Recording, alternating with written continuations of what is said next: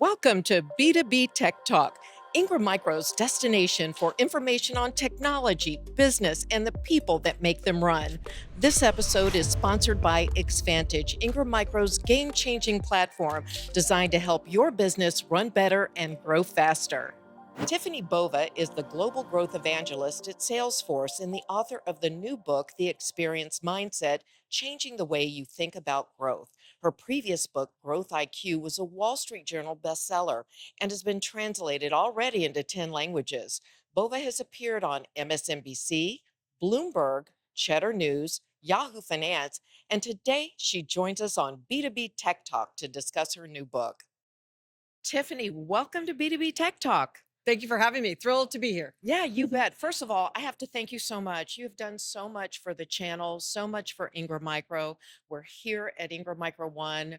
You knocked it out of the park today, talking about mainly about the employee experience, something we don't talk enough about. We always focus on the customer, which is not a bad thing, not a bad thing. But what has been your experience so far? Well, I love coming to any Ingram event. It's sort of like a homecoming for me, seeing all the partners that I've known when I used to be a VAR and then, through distribution and then as my role as a Gartner analyst and then most recently at Salesforce. So look, it's always a good time to be in and around the channel. But it's also great to bring a new and fresh perspective to them. We've talked a lot for a long time in this community around the power of customer experience. And it was good to bring the connection of both employee and customer together in a more formalized way so that they could think a little bit differently about it. I'm delighted. I read the book end to end, then I had listened to it on Audible as well. It was great when I go to the gym on the treadmill, listen to the book. One of the things I really like about it is all the great stories, the anecdotes that you share in the book, real stories, real companies. But I also like at the end of each chapter, like here's what you learned. So it's kind of like a textbook. You teach people what they need to do to create that great experience. But I want to talk a little bit more about that experience because I think maybe there's a disconnect in understanding what it means to improve the employee experience. And I think I got that really from your book, which is it's not always just giving them an increase or giving them a promotion. There's more to it, right? Yeah, well, I'm going to go back to what you just said about the book because um, I probably work as hard, if not harder, on the feel of the book. Mhm. I have a short attention span. I'm a visual, listen, tactile learner. I'm not a read learner. So I tried to create a book that gave a little bit of movement, right? There's sketch notes and I Yeah, underline, and because people aren't going to just sit there and read every word, right. word for word. And then when you listen to the book, though, you miss a lot of the subtleties that were in the hardcover, right? So, and then of course it's my voice for like 5 hours, which I don't know about that. It was great. Listen, Okay. it was All right. great. It was a full 40 hours of recording for, sort I of don't know how five you did hours. it. Yeah, 5 hours of listening. But um, so thank you for that. And part of it also was I didn't expect people to read the entire chapter. Mhm, So the takeaways were important, but what was more important was the suggested mhm, questions, sort of question starters at the end of each chapter that you could take back to your teams, to your people, to your leadership team, to people outside and externally. So I tried to make it digestible and actionable, versus just informative, because I think telling people what it is interesting. And I will tell you that in traveling around the world and sharing this research, I've heard three things consistently. One is, if it's so obvious, why isn't everyone doing it? That was I was going to ask you that. And then the second is, who owns it? And then the third is, what's the ROI? So those tend to be the three questions, right? So let's start at the top, Yeah, right? I'm glad you brought that up because that was burning in my mind, right? So it is painfully obvious. Like, and I'm not the first to say it. Happy employee, happy customer. You get that right. You have greater growth Mhm. rates and greater shareholder value. Herb Kelleher, Richard Branson, lots of people have said it. But there was very little empirical research that showed exactly what pieces and parts of the Mhm. employee experience have the greatest impact on customer experience. Now, let me be sort of, my little caveat is, I'm not a people culture expert. Mhm. So I want to be clear. This book and this philosophy, operating philosophy, and this mindset is at that moment that matters when an employee in some way touches a customer. Yeah. So, sales, marketing, customer service, product dev, designer, app developer, right? Anybody who's done something, someone who writes the FAQs, someone who cleans the offices or the receptionist, right? Anybody who has that Yes. customer interaction. And how can we improve their experience so that with that you get the improved customer experience? All right. So if it's so obvious, it's obvious in isolation. Yeah. We are customer obsessed. We are a people centered company. And so much of the feedback I heard after my Yeah. keynote was, you know what, we're doing an exercise on employee right now, and we're doing an exercise on customer, but it's two different groups and they're not talking. So the first thing I'm going to do is bring the groups together. And there you Amen. have that it is obvious. They are focused on Right. E, they are focused on C, they're just not doing it together. And and that brings me to the next point, which is you talk about instead of saying B2B and B2C and B or yeah, B2 employee, you talk about B4C, B4E. It seems so subtle, but incredibly powerful, Yes. brilliant. Yes. I have to ask, what inspired you to write the book? So I was standing on stage as I normally do, and Yeah. it was at the Art of event in Canada in front of I was probably 3 or 4 thousand. It was a women's event, Hmm. and I said that I didn't think it was a coincidence that Salesforce was a great place to Right. work, that it was one of the most innovative companies in the world and the fastest growing enterprise software company. And as soon as I said that, I went, could I prove it? Hmm. Because if you have really happy and engaged customers or employees, I'm sorry, we innovate faster and we go that extra mile. And the culture is able to be resilient and responsive, regardless of sort of what's going on, COVID, no COVID, like budgets, no budgets, new products, no new products, right? Like just being very resilient in that way. And there was a lot of empirical data out there around when you improve customer experience, what kind of return you get on shareholder value and profitability Yep. and like an NPS score. Then there was a ton out there around the same for Hmm. E. Um, but there wasn't any that, as I said, that brought it together from a pure research Hmm. perspective. And I'm going to use this word causal, Puzzle. Okay. right? Or correlated Uh huh. impact, right? Or I could really tie one to the other. Hmm. It's different to say it than I can prove that these are the 3 or 4 levers that have the greatest impact. And so that really led me to that. We have been very to Hmm. employees and Hmm. to customers, less so in customers, but definitely towards Right. employees. And the pandemic really shined a light on that Hmm. because the great resignation and quiet quitting is a result of this lack of Hmm. investment Hmm. we've made. And I'm going to give the benefit of the doubt. Like leaders don't wake up and say, I'm just going to do whatever I can to make my employees unhappy. Like, I don't think Right. that's what happens. Right. But I think in racing really hard and fast towards the customer, we've forgotten our unintended consequences, Ben. We've delivered this less than optimal experience for our employees. Yeah, I agree with you. And I want to touch on another point that you also make in the book about adding culture to people, process, and tools.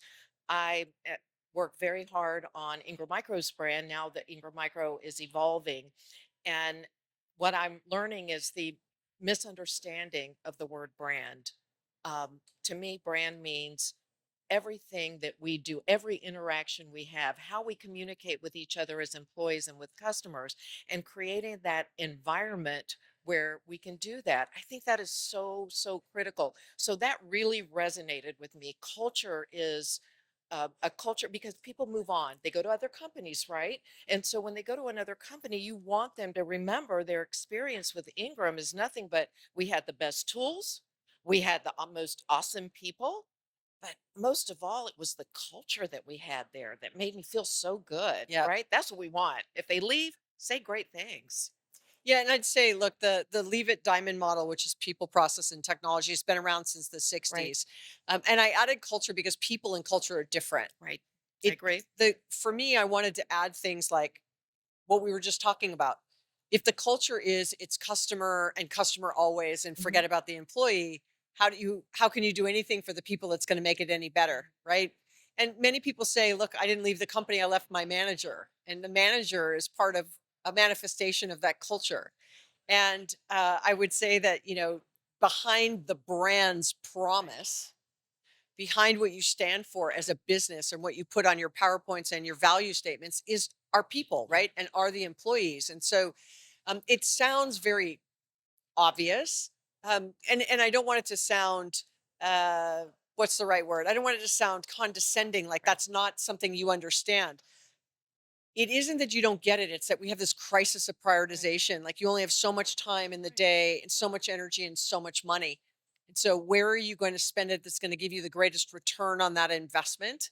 And it can't just always be what got you here is going to continue to work. So you need that beginner's mind, right? You need to be able to give yourself a little space and time every day to feel a little uncomfortable, and go out amongst your people and have conversations and really hear what's important to them exactly Well, as you've done for I customers. think I love what you just said, and also it is listening with the intention of learning and doing something with that information because you hire people and you hire the brightest and the best. Yeah. Most companies go, they don't want to not hire the brightest and the best.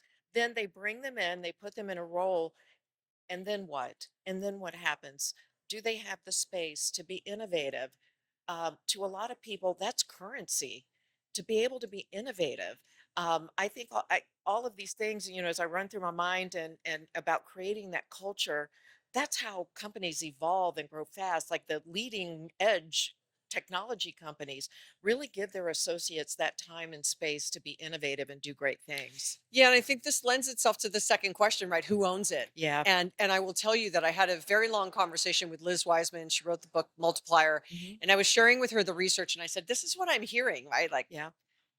who owns it? If it's so obvious, what's the return on the investment?" And she said, "You have to be really careful about that who owns it question." And I said, "Okay, tell me more."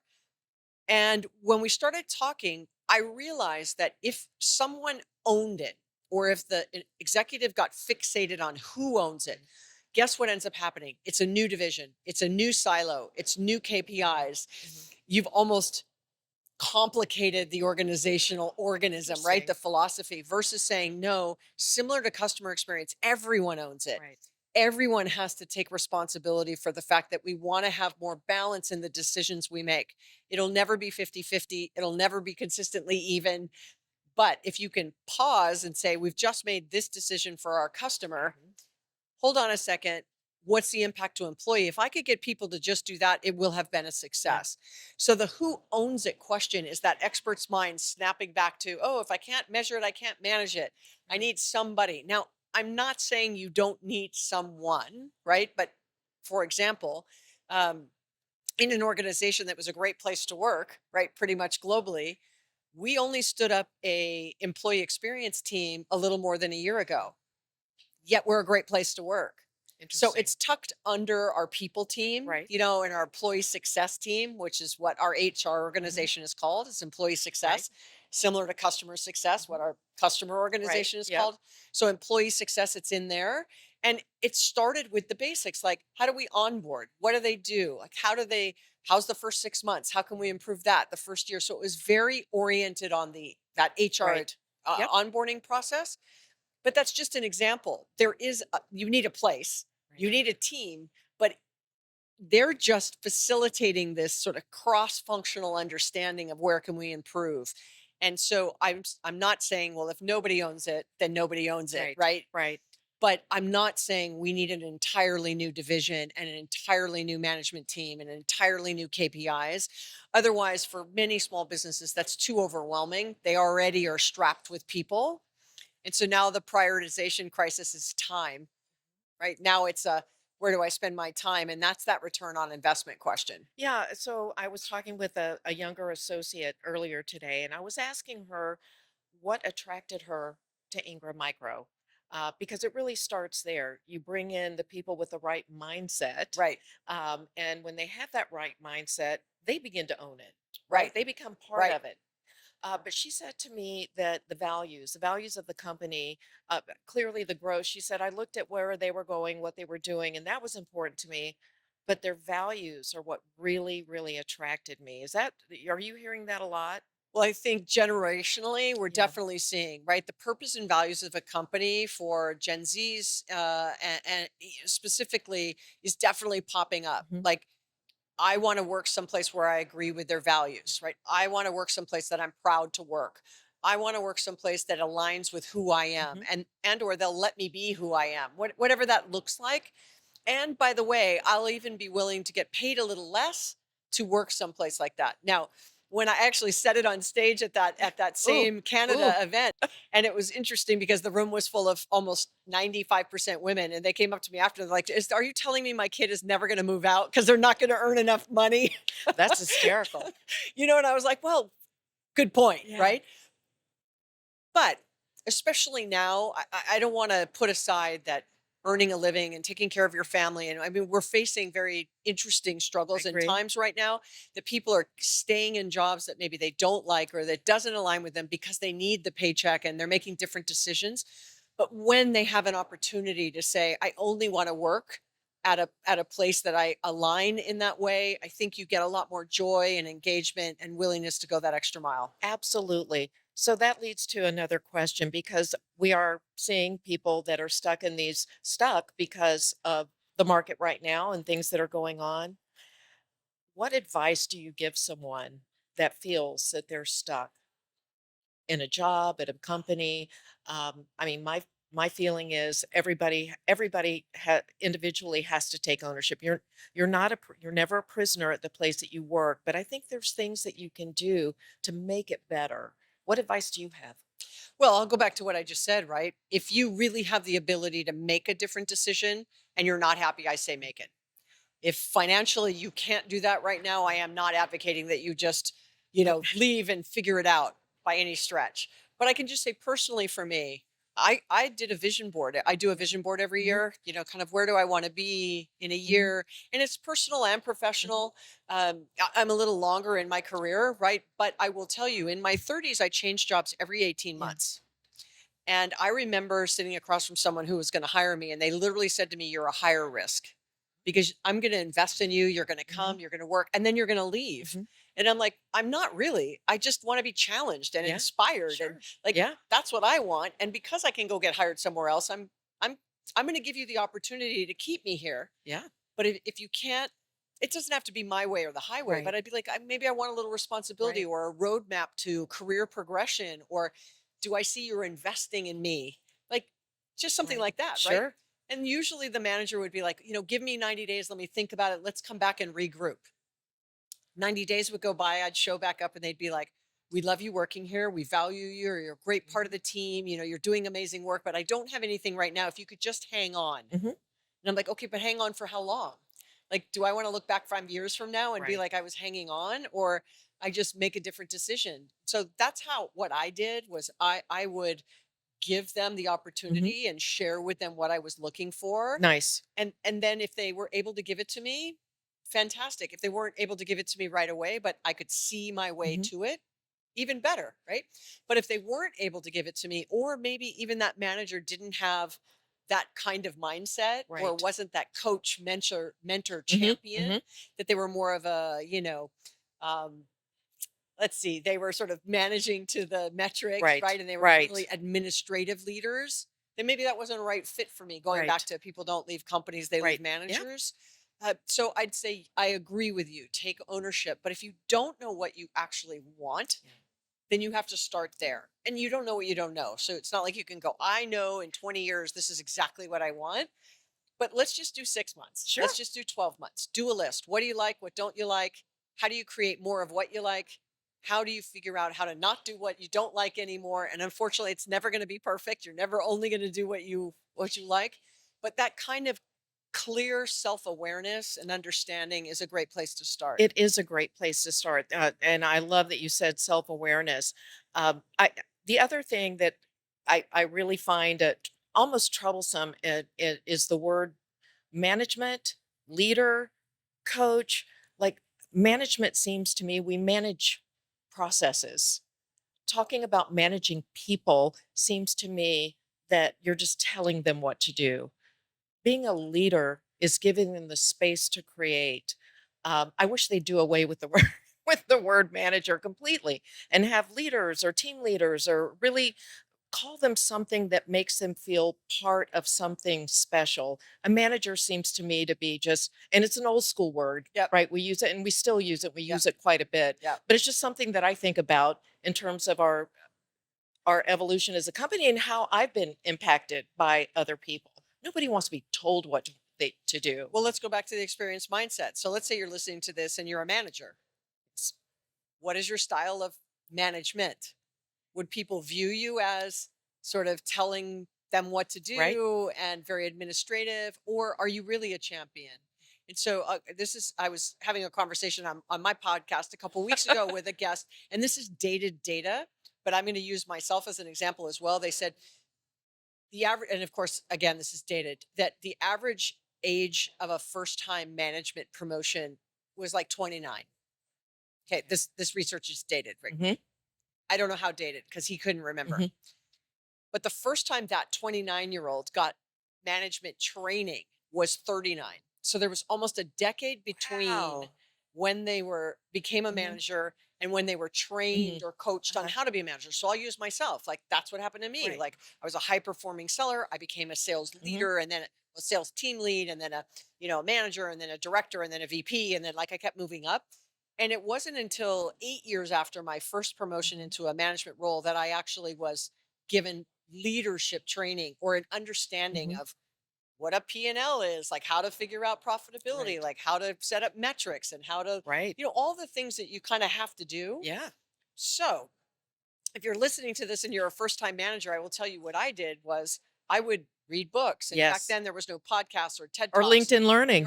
but there wasn't that then, I know. I'm just right? saying. Now they have Now LinkedIn you Learning. have the ability to create time in your day, going back to that list of things you want to do, and carve out a half an hour a day where you go learn something. And it may be something you Absolutely. never use. Listen to a podcast, watch a TED Talk, read a book, read an article or a blog, have a conversation with someone who does something at your company that you don't do to learn about what they do. But if you stay curious, if you stay open, if you have that beginner's Yes. mind, you will start to get a better understanding of what you want to do and not do and where you want to take your career.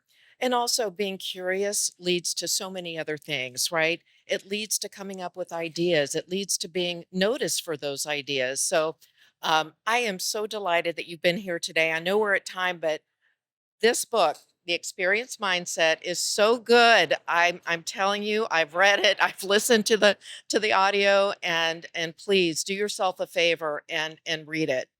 Tiffany, you've been such a gracious guest, and I'm so happy you joined us today on B2B Thank Tech you for Talk. having me. Thanks everybody for listening in. Thanks for tuning in. If you like this episode and you want to continue the conversation online, use hashtag B2B Tech Talk.